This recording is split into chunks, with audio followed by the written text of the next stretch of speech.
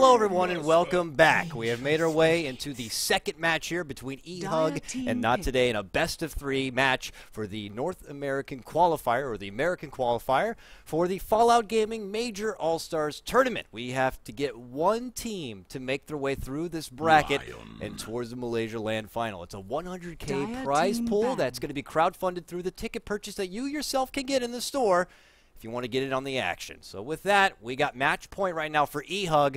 They pulled out a dramatic comeback in that last game. They were down about 14K net worth at 40 minutes in.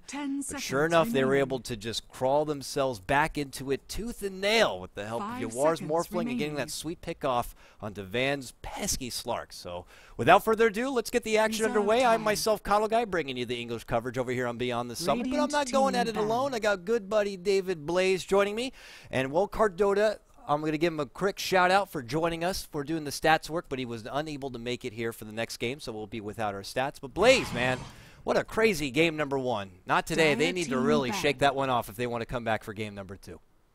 It's going to be difficult, man. That was a hell of a loss for them, a hell of a win for Team eHUG. I mean, it really was down to the wire, but a few really well-executed late-game team fights really just put Team eHUG on the map in a big way, and they've got some supports to do it again. Lion and Earthshaker are 2 supports that can scale really well into the mid to late game, and they open with both of them. The potential to turtle with the Fisher, the Echo Slam, the potential to pick people off or counter engagements with a blink and a hex. So we'll see if Smash Summit can really carry his team with the Brewmaster, because we just didn't see it enough from the last game. There were some really good usage of the Cyclone. The Haze was effective in its own right, but they learned very quickly that you just can't stop the Morphling's damage from Haze alone. When he goes for the BKB early anyways because of Orchid, and when he does so much damage from spells, it's just you have to bring more to the table. So we'll see exactly what that happens to be. But a Slark ban from the side of Team eHUG, quite respectfully, and the Morphling ban from NoT Today. Yeah, both teams didn't really like that. They're like, I didn't like that you are Morph. eHUG were like, it was a bit too risky. It was a game that could have been NoT Today's from the get-go, but we don't want to risk that pesky little Van getting that Slark again. So I'm not too sure what his other go-to heroes are outside of the Slark. Maybe you have a better idea, but we'll have to see what they decide to fall back on. But yeah, Smash again, probably going to be picking up this brew. They get their Vengeful Spirit this time. eHUG, Earthshaker, Lion. They're going to be opening up with their support duo, and it is, of course, Trouf standing in along with Yawar, and Trouf being the captain here for this eHUG squad. This was a team coming into the series. They were not the favorites. It was like 29% for eHUG, while it was a nice 71. And well, we're going to see a Storm Spirit come out here from NoT Today. This could be potentially Van's hero. I don't know. Smash doesn't really play the hero, so I wonder if they're going to be changing up the lane setup as well. It seems like it's going to be the Spirit draft for NoT Today. They have to ban Barathrum for their 5th, but yeah, getting the Primal Split, the Venge, the Storm into play, and the big thing here is a lot of potential spells that won't be negated by just one hero. One Hex from Lion will maybe pick off a Brew or a Storm, but they still got some amazing abilities to cast in the other two that are on the field. The Primal Split or the Ball Lightning coming out would be a really big deal, and they don't have to worry about a Skywrath Mage because of the fact that the Lion, Earthshaker are very projected picks. There's no support coming through for Team eHUG beyond those two. But where they do have potential silences is coming from the cores, and the puck is going to be snapped up pretty quickly here. They still have a lot of reserve time to think about it, but between the Hex and the Waning Rift, they feel they've got a pretty good handle on the draft so far. And I mean, there's so many ways they could follow that up. This is a BKB game right now for NoT Today. And if you're Storm Spirit trying to kind of go off the rails, it's going to be tricky against this kind of a lineup. Already you got tremendous lockdown between just these 3 here for the side of eHUG. Earthshaker, Lion, lots of stun, lots of Hex and CC, and then of course now the Silence coming out, and that Coil could lock him into the place. But there's going to be the Silencer grab. I love the support Silencer grab, man.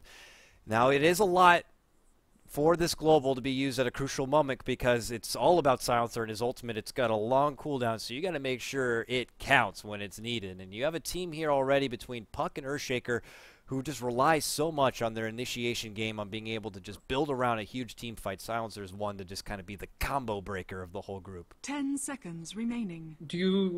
Are you sure it's going to be a support Silencer? Do you think there's any room for a carry position? I think there is room. It's been done. When was the last time? I believe Power Rangers like to occasionally run, I believe, the core Silencer, and it's not too far fetched. You get it up, not early in this draft, but with a potential, you know, secondary support that could still be grabbed, you really never know. So, yeah, we'll have to see. I mean, as a core silencer, what do you just kind of bank on getting a hold of that Ags refresher sooner than later, and then you render a lot of this eHUG team pretty useless, pretty damn fast.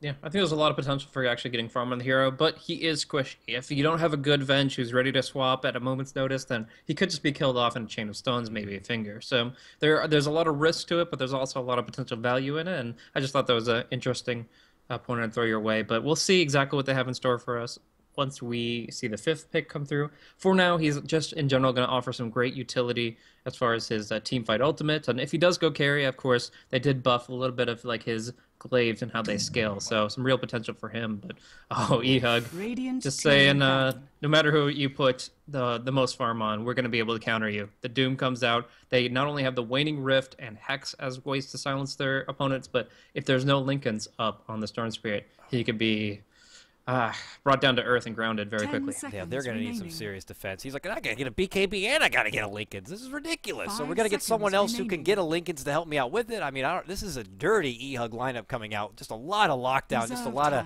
shut the hell up. We're not going to let you do anything. And going against the silencer, that just seems funny to say, but oh my. So final bans are going to be coming through here. We saw that Not Today got rid of the Razor grab, potentially fearing what could be the mid lane grab. Yeah, of course, Puck could still be played in an off lane position, but you know, we'll have to see where they decide to really develop it from here. I mean, I'm with you. I'm not too sure exactly yet if this is going to be a core silencer or not, but given that the laning situation is what it could be, silencer is very, very good at being able to just zone back, whether it be that off laner or not. You know, the pesky little curse of the silent is something that just always can piss you off if you don't have the easy access to a quick use of a spell. So, you know, we'll have to see here.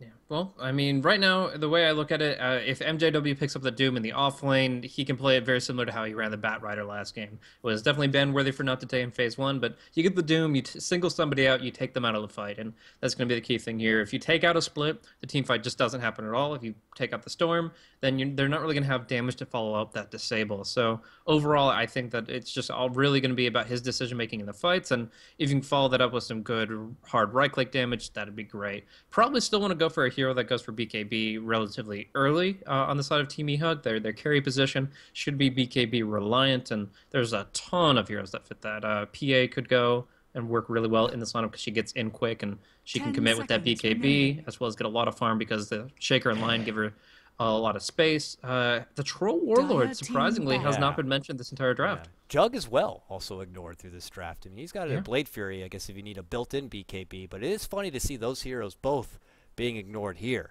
Not Today ban out the Viper, which Infinity did run in the previous game. They're looking to make sure they still isolate whatever potential mid-lane grab could be there.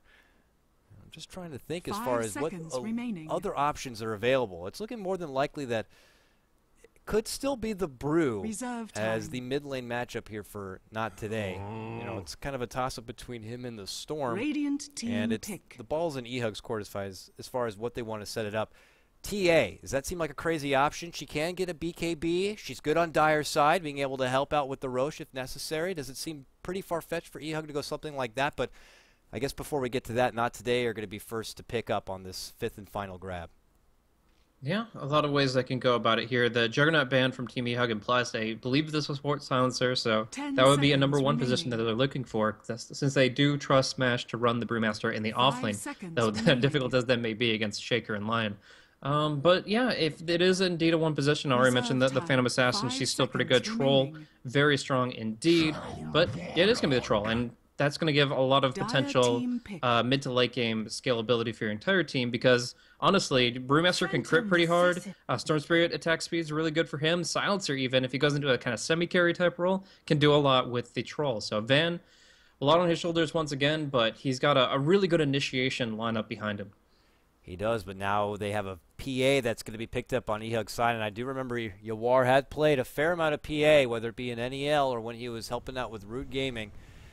And now you're forcing your Troll, who's a man fighter in his own right, to kind of really itemize in a different way. And it looks like we're going to start with a pause. This will give me a moment to quickly bring up my casting setup here. There we go.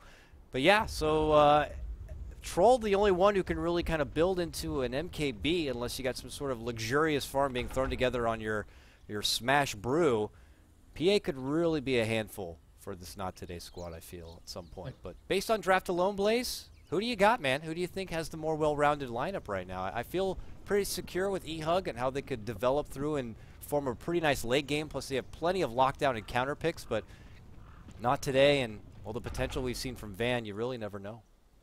Yeah, you definitely never know how the lanes are going to play out in this particular circumstance. I mean, the Venge, Silencer, Troll, for all we know, could just dominate and get 4 kills in 5 minutes. I mean, there's some potential with these heroes, but overall, I think the more stable lineup goes to eHUG. Their supports are very reliable for getting involved in the fights early, and that Storm actually has a really big shopping list. He needs to get the Hex against the PA, but also a Linken's against the Doom, and even that's not going to guarantee that he gets the job done. It's still going to be very careful positioning from him. So yeah, overall, I think there's a lot on the shoulders of Ifrit here to really build up his item set, because anything short of both Hex and BKB is going to, or sorry, Hex and Linken's rather, is going to be pretty problematic.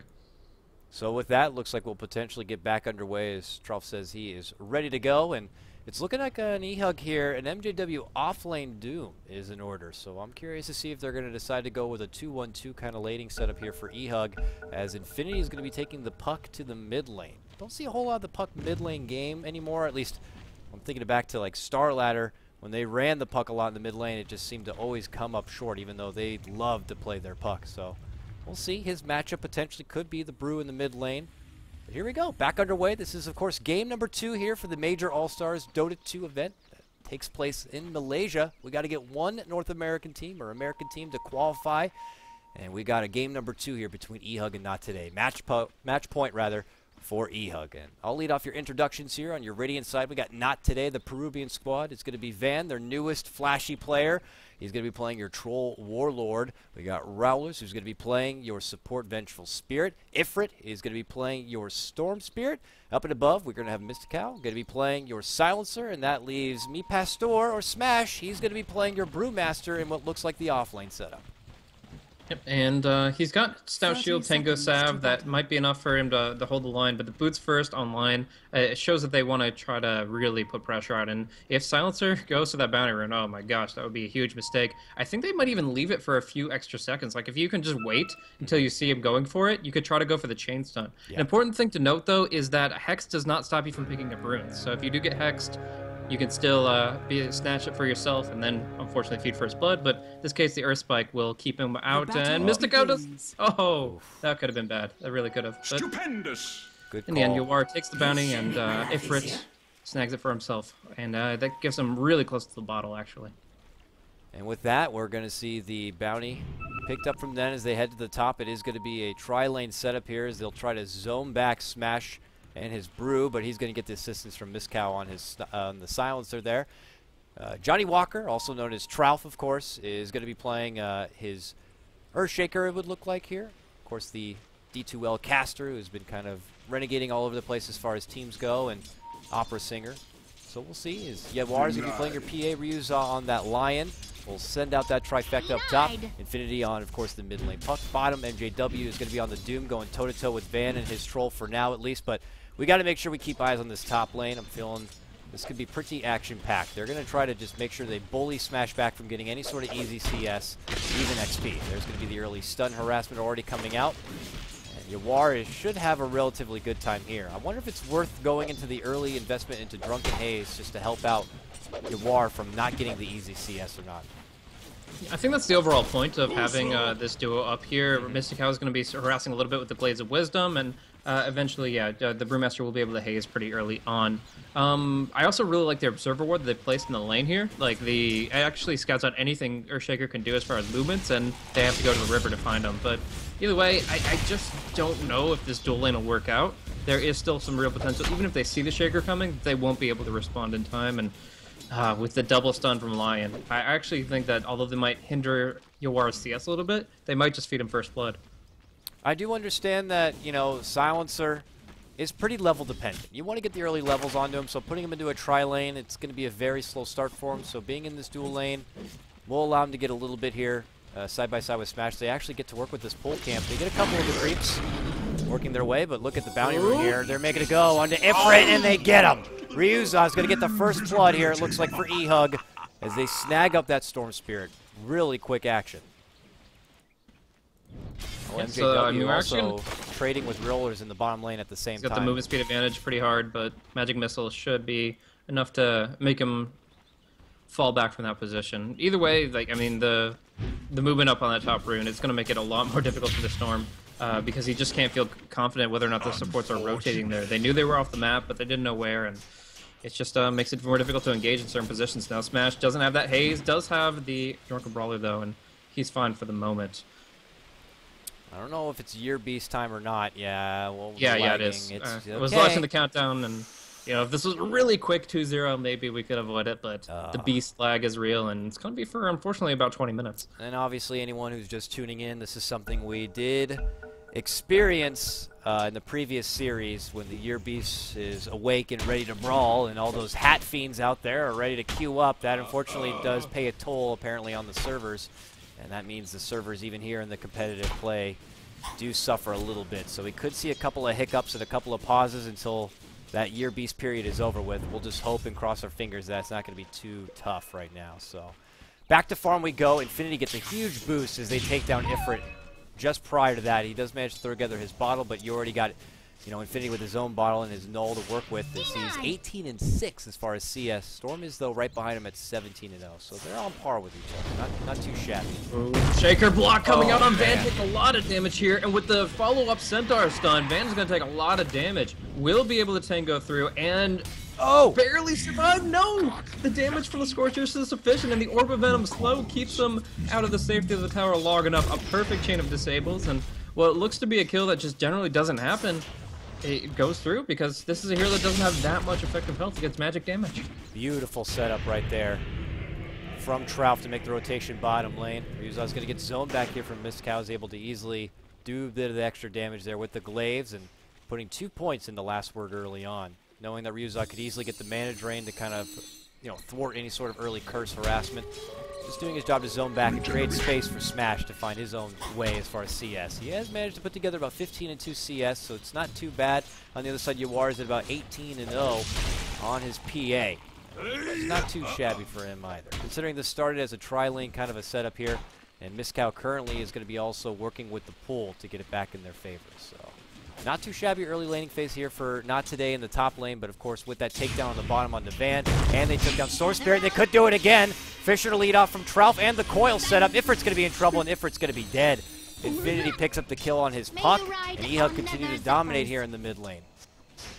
It's kind of subtle how they're doing it, but eHUG are really dominating this mid matchup with the support movements. The fact they've been able to make sure that he doesn't get a single rune makes it so that he has to go for Bottle Crow plays. He doesn't even have his treads yet. And just the 1 or 2 contributions where they fight him on the rune, or in this case, they go right to the lane to gank him, he's just being absolutely dominated by the puck. The Dream Coil, obviously a big cooldown to commit to it, but they want to make sure the Storm Spirit doesn't get out of hand, and so far they've accomplished just that. And beyond that, I don't think like the Silencer's really been getting all that much. Like he finally upgrades the Flying Courier, but as a result, doesn't have enough money for Boots of Speed.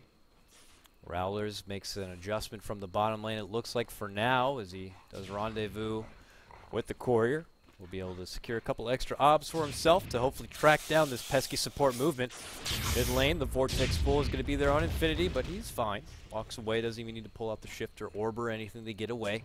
Ifrit does show off his fancy level 6 now, so getting a hold of him is not going to be quite as easy, but he is going to be a ways away from being able to reach his own snowball factor, whether it be that choice of picking up the Orchid or what have you.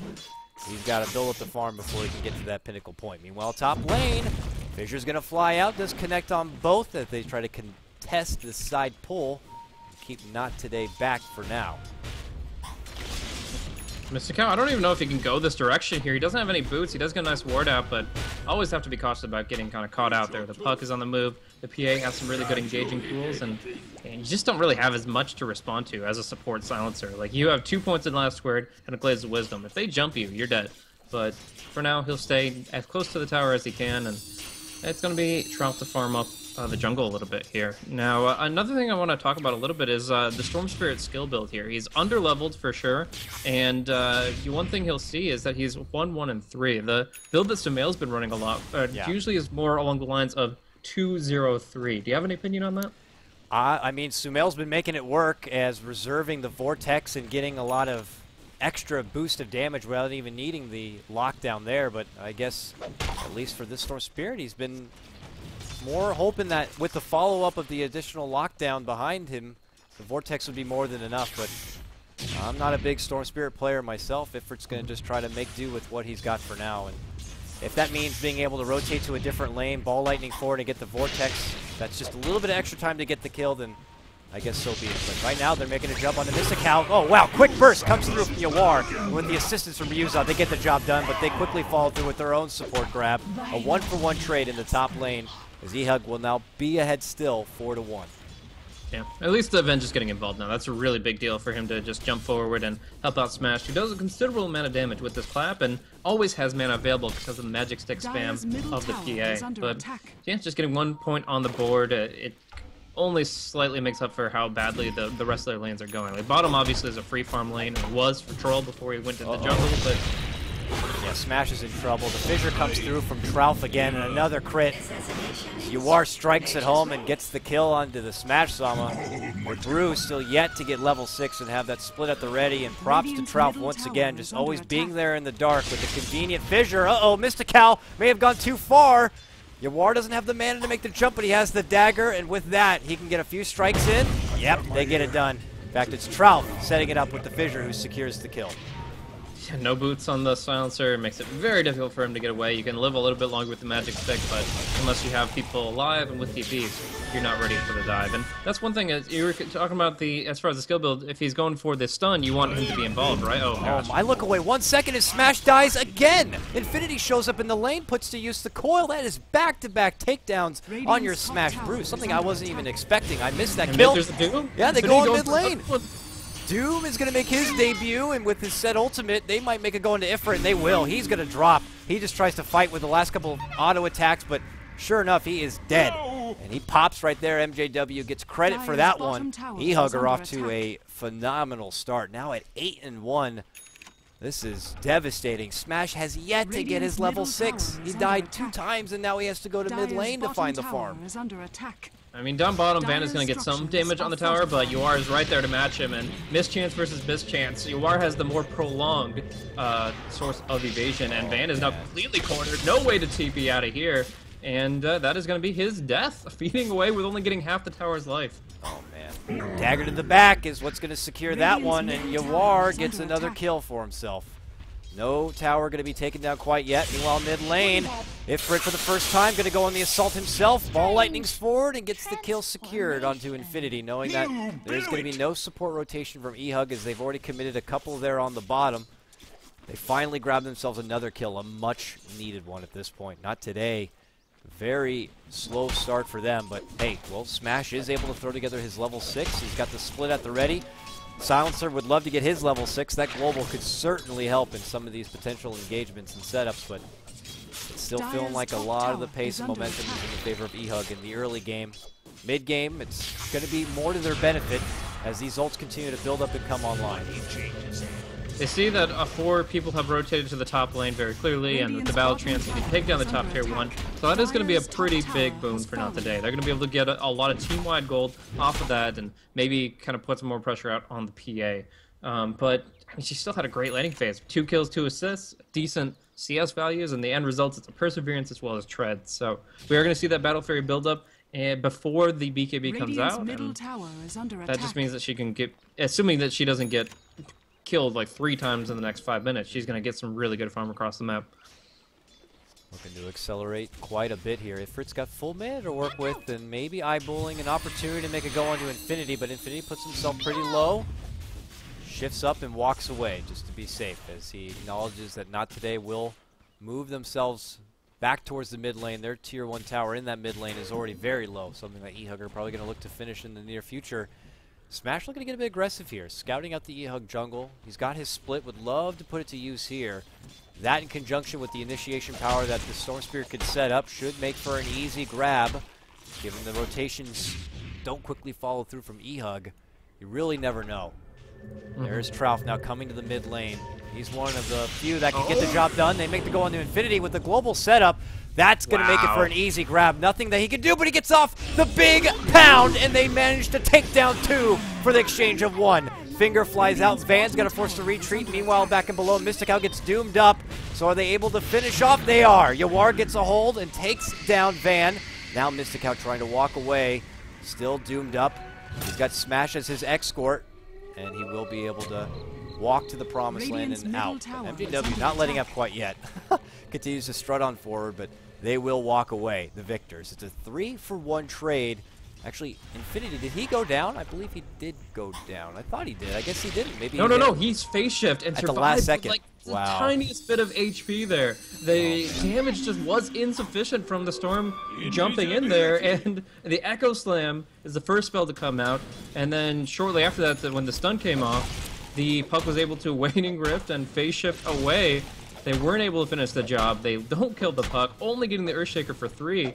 And it's just showing that they need more damage. They need this Blink Dagger up on Smash, and they need the Storm Spirit to start balling harder and harder. Right now, just so far deprived. His net worth is actually 3rd when he's the one that needs to be on top. And the smart call, of course, from Trout to dish out the Echo, which is the instant cast over trying to lead things off with a Fissure, which could be a mistake that someone like me can make. That's the difference of life or death, of course, for someone like the Puck to get away or to secure a quick takedown on Ifrit. So, turns out to be a good rotation from him, and they turn things right back and around. It's 3-12 advantage for eHUG right now, and net worth about 3K their way, 4K as far as XP goes. It looks like they want to make something happen here in the bottom lane. They jump on forward with the coil, and they're making it go on the Rowlers here. Should be an easy support grab, but Ifrit jumps in and jumps out. Well, I'm too late to help you out, buddy. I got to get the hell out of here as he will step away. And it's just going to be a secured takedown and proper execution from eHUG once more. Yeah, the one thing that is going for NoT today now is they did get the Blink Dagger on Smash, or at least they have the gold for it, and I can't imagine any other alternatives use of this gold. But him getting involved is the most imperative thing. Him and Storm getting kills within the next 3 or 4 minutes is the only way they can get back into this. I mean, the PA, she's almost got her Battle Fury already. The kills are 13-3. eHUG are just running a train on NoT today. They fought a really close and high contentious battle in Game 1, but throwing NoT today out of their comfort zone and now dominating the early game of number 2. So with that, eHUG regroup towards the bottom lane, maybe looking to push down this Tier 1 tower, and could create a bit of space. Maybe a potential Roche in the near future, taking away that opportunity from someone like NoT today, and securing more gold into the pocket, preferably for someone like Yawar on his PA. Pretty damn close to that Battle Fury, just about complete. Got 2,400 gold saved up after already completing his Perseverance. Walks away for now, does ping out and scout out Van nearby as they have this fun little observer ward nearby. Oh, whoa. Trying to ball into mid. Ifrit is just fishing for opportunities, but he's not finding them. Infinity's nowhere near, and it's actually going to be 2v1 onto the Venge. Finger to make it quick, and Smash to try to get a return kill. 1 TP available, 1 to juke. Please don't see me here. Please don't. Oh, god damn it, no! He doesn't have a TP. He is going to be done for. So he'll just slow them down with a Fissure and just ultimately have a drink and celebrate the life that he once lived. But it is going to be a pick-off for him, a 1-for-1 trade for supports. And with that, they force off extra rotations and more space created, if you will, for Yawar to work in this top lane. Yeah, I'm actually curious how long these wards that they just placed will stay up on the map. Will it actually go to the full duration, or will we get some sentries out here? Because there was actually a sentry ward placed a little bit earlier on the magic bush of the Radiant side, and that stopped a bunch of camps from spawning for the troll, and that was very frustrating for Van. You can see his net worth just isn't up to par, and a lot of that is the stifled jungle momentum, which he likes to rotate to in brief periods between the lane waves. But now we've got 2 great observer wards that not only they don't block camps, I suppose, but one does. One blocks the hard camp, and then they give great vision into the enemy territory, where they can be more and more offensive with these blinks. Well, good peace of mind right there for eHUG to be able to keep tabs as far as what the hell is going on. They have 60 minutes. 3 down here. That's pretty insane Battle Fury timing, honestly. Yeah. Man. The farm is just going to get more out of control here for Yawar, and you're trying to look at the other side as far as what's going to match up with that. You got Van, who's still trying to complete out his Yasha. He's got the recipe, still got to get the Elfskin band. First and foremost, he'll have it here with this pesky last Mud Golem. But still, he is going to be one step behind when you compare the net worth between him and Yawar. So eHUG in a very comfortable position in game number 2 when they're only one win away from moving on into the semifinals. They would love to play this nice and smooth and be able to execute, what could be a big upset. But for now, oh man, they get the smoke. Jump, quick blink back. They still could get Trout though, and they will. They ball lightning forward, get a hold of the Earthshaker. He drops. Doom's going to get thrown out onto Vengeful Spirit. Ifrit gets dropped with the coil being snapped, smashed right into the mix, trying to burn him down maybe a little bit with the immolation, but Yawar comes in, cleans up, dominating for him as he takes down the Vengeful Spirit. It's a 2-for-1 trade. Smash could be in trouble, will be in trouble. Tries to do what he can, but it's just going to be a slow, devastating kill. The crit is what puts the cherry on top.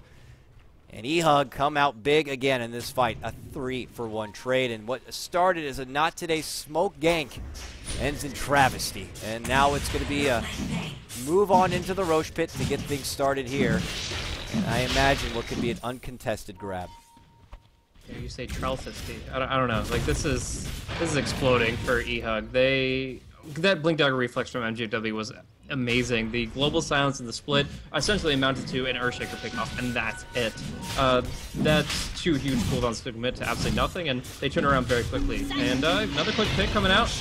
Rollers gonna be living his last life, and the Aegis going down. Oh my gosh, it's just a massacre now. They are fully just completely disorganized. They're trying to get anything, but even one kill will turn into 1 or 2 against you, as Smash is now all by himself. Yeah, no split obviously using in the previous engagement. He goes down. Their one grab turns into 3 more, dropping on their side. Ifrit, ow! Finger! And my ass! Now he has to run back and get away. Ball lightning to the corner, but he's got barely any mana. Ah!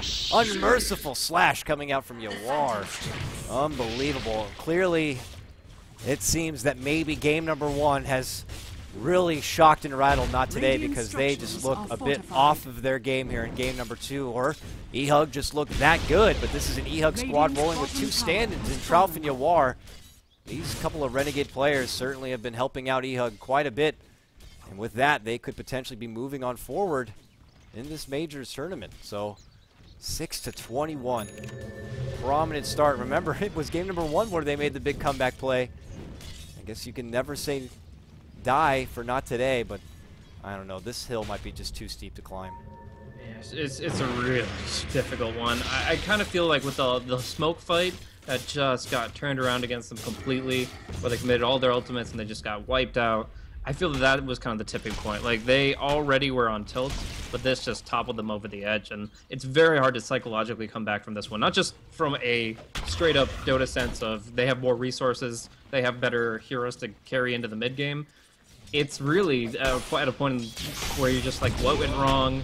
Who do we blame? It's a really frustrating game for them overall, and they have to really keep their heads in the game if they're going to pull this one back. I mean, they just went in to try to stop a Roche that was already dead with no ultimates available 1 by 1. They lose 4 for 1, I think, and it's getting very ugly very quickly. At least they do get the Orchid up on Ifrit. That's going to be nice for him, but he needs to find some very lucky pickoffs if he's going to be confident moving forward. I mean, hell, the PA isn't scared. She's got a Battle Fury, a Mask of Madness, and we'll build up the Manta style to counter the Orchid. And also you have MJW Doom already got the first component put together. Actually has 2 components towards the Ags already. Only 1,300 gold away about to finishing out that Agnums outright. Now on the Doom at this time, that's absolutely crazy. And it looks like for your Trout Earthshaker, he's not going to go right for the blink. He's got the staff, so probably just a 4 staff for him to lead things off. Certainly helps out in case they try to make the connection on maybe any sort of jump coming out from Ifrit and his Storm Spirit, but Ryu's a very aggressive ward. More of that taking away that easy farm that Not Today would love to have to build back, whether it's in their jungle or whether it's that ancient stack. They're not going to let them have anything easy, but here we go. Not Today desperately need a comeback. They jump forward. The silence is going to be there. Ryuza could be the one to pay. Yule's, though, going to be coming out. Smash pulls out the split. Ryuza should be taken down here, will be taken down.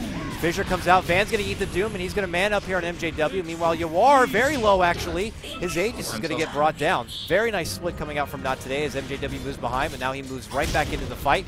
Goes right for Mystical. Meanwhile, Yawar trying to dance here with Smash. Moves back. Van getting a caught. Nice 2-man coil.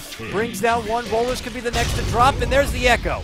On to Smash, and well, Smash gets smashed. Yoar gets the monster kill after losing his Aegis up on the high ground. Ifrit, the lone survivor here, makes the dive in desperation to try to get Infinity, but yeah, he's got no more mana. He's just going to try to maybe pull them away, but Infinity easily moves on forward, dances. Oh! See you later. Yoar, godlike. Right now on this PA, they move back towards the mid lane. The slaughter continues here as they trade 5 for 2. An advantage for eHUG.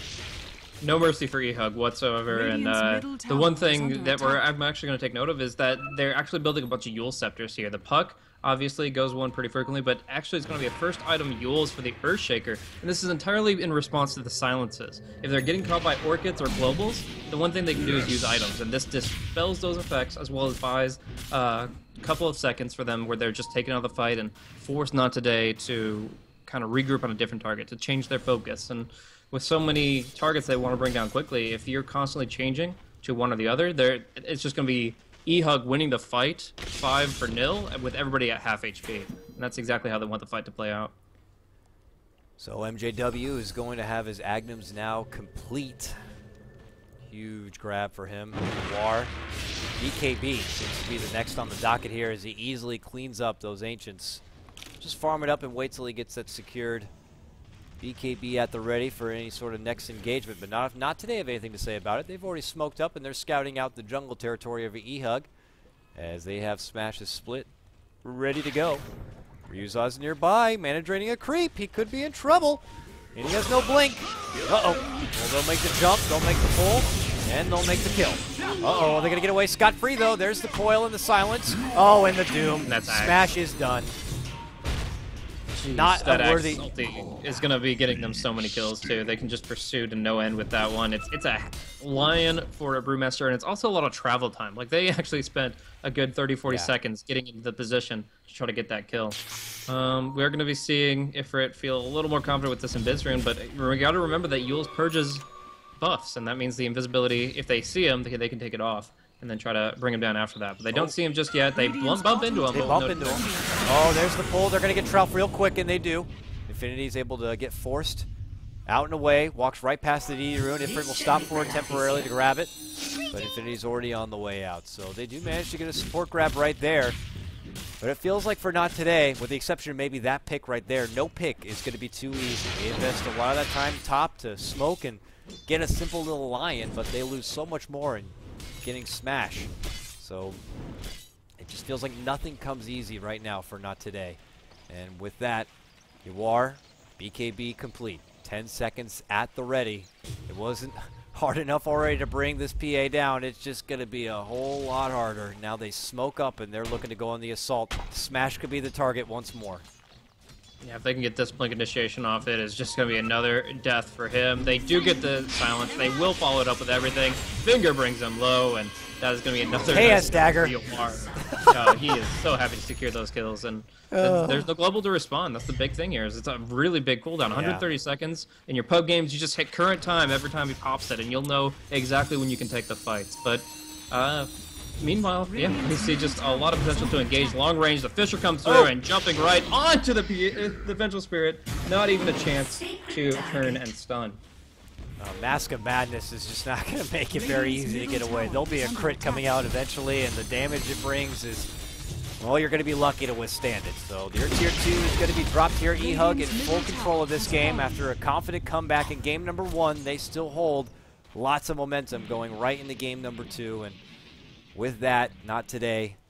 Gotta reach for what potentially could be plan B at this moment. Cow still has another 20 seconds before Global's up and at the ready. Ifrit's had his Orchid, and he's still trying to throw together that Bloodstone. But as far as for everyone else, Smash looks like he's trying to get an Agnems. It's going to be an Agnems build-up on your brew. Nothing we have seen too much as of recent. A lot more of these brews have been going more utility build, but Blaze, Smash Agnems brew. I mean, I guess you're really reaching at this point to make sure you can get the most out of that split. Yeah, I don't think you're going to be able to accomplish too much there. I mean, at this point, I think a Lincoln Sphere would be better than Aghanim's, to be honest. Like, it's just so difficult to play this game. But I think that a lot of it is just Not Today aren't really they don't have their hearts fully in this game. I mean, the top tier one they didn't even fortify, despite Necklace being free. Ifrit going in onto Infinity, but the goals, and yeah, he'll be bailed out. He's going to lose all his mana trying to run away. He takes 2 big jumps to try to get a hold of Ifrit, or try to get a hold of Infinity, and now he might not be able to make it away still. Infinity just easily catches up with him, pops the coil, puts him in the corner, and it's a kill. Ifrit tried to work so hard to get that grab on the puck, but the quick reaction from Infinity makes him sweat out all of that mana, and eventually they turn it right back around. Yawar now has a basher. Insane farm for the brother of Sumail. You saw how much promise that kid had. Yawar has also put together a couple of dominating games. Meanwhile, mid lane, swap back. Rowlers desperate to try to save as they take down Smash. They are going to easily club home the Vengeful Spirit as well. This is just turning into a slaughter, Blaze. 32-9. Just putting on an absolute clinic here. I mean, the PA has been able to farm up 4,000 gold without using her BKB. Like, she's had this for a very long time, but she just takes every fight so cleanly it doesn't even matter. Of course, she did have Aegis for one of those, so you contribute that to a lot of cooldowns not making the impact they need to. But just overall, this is a really hard game for NoT today. They definitely need to build up towards a lot more items, but like if we're going for a Bloodstone, that's a snowball item that he's not going to be able to fire. I guess it's kind of a cheap mech. If you die and you don't have many charges, you can at least heal your allies, but they're not going to do that much more with effective HP. Still, Mechanism plus Bloodstone, it's a lot of health, and I don't know. At this point, I still think that the pickoff is what they're looking for, and it's one that's tough to find when you've got 1 BKB, 2 Eul Scepters, and even the Ghost Scepter online can thwart a lot of Storm's endeavors. That eHUG just kind of go from one objective to the next, now moving right into the Roche Pit, where we'll be able to easily and securely be able to take down the big boy, grab a hold of that Aegis, and comfortably be able to advance to the Not Today side and maybe press the high ground. Even DD on hand now for PA, as if things weren't easy enough, but we're potentially on the verge of seeing what is considered, at least according to Dota 2 Lounge, as a couple of upsets. Before, we saw Leviathan take down Void Boys in a best-of-3 all the way to the third matchup where they were the 70-30 underdogs.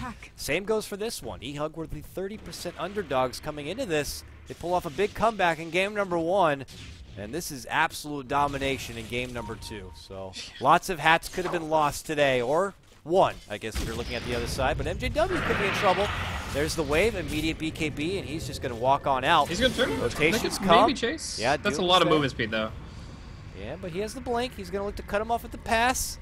And Van immediately runs up to the high ground to get away. Finds a corner to hide in, and he's going to die before he can even TP out. Oh, man. Meanwhile, Ifrit gets the jump on the MJW here. MJW can be brought down. It will be Echo follow-through. He's going to take down Mystical, though. Your silencer will not even get the global off. Meanwhile, Van's still waiting, is able to TP back out. So it ends up being a 1-for-1 trade. It took 1,400 HP from him, just outright. Like, just nothing going their way. Hiding in the trees is all they can do. Stay in the trees is probably the best strategy, because anything but that, and they're just going to be feeding their lives away further and further. I mean, we just saw a 14,000 gold deficit be completely turned around. If that's not enough to make you believe in comebacks, I don't know what is. But this is not 14,000. This is 25,000 golden experience, all in for eHUG, who have the better carries. And not today. They're on their last legs. Rowlers is like, okay, this is my chance. I'm going to make it the hell out of here. I had no TP. I got to buy one now, but look. Tralp is like, get the hell over here. Where do you think you're going? You think you got an easy way back home? I'm going to follow you all the way to the ends of the earth right now. And Rowlers is like, please, guys, please, swap. I'm going to make it away. No! Yules saves him from the side. How many Yules? Another Yules. This is just that they are just playing with their food at this point, Blaze. And they just take apart the Vengeful Spirit. Oh, no mercy. I want to see for 5 anyone. Yules strat now. I would love to see 5 Yules. Just keep tossing them up over and over. It's like juggling. Oh boy. Global Silence comes out and they all just hit Cyclones on themselves. They all go up in the air at the same Middle time. tower is under attack. Could happen here. We never know. Mystical with that level 2 global didn't get to use it in the previous skirmish, but at this point it doesn't seem like it might be enough. You already have a couple of BKBs thrown together. This is just rough stuff. Is that an Abyssal Blade? It is. Man, my God. Yawar is farmed out of his goddamn mind. I don't know how else to put it. As they parade down this mid lane, they are just getting closer and closer to securing that spot in the semifinals and going up against Team Leviathan. Yeah. That'll be a very interesting match if that's indeed what we see. But before us, we still have potentially a full series, but it's got to be not today. Not only just getting their head in the game, but it's got to be eHUG throwing more massively than I think Evil Geniuses ever have. Not today, not saying that they're going to tap out too quick, though. They haven't lost any racks yet.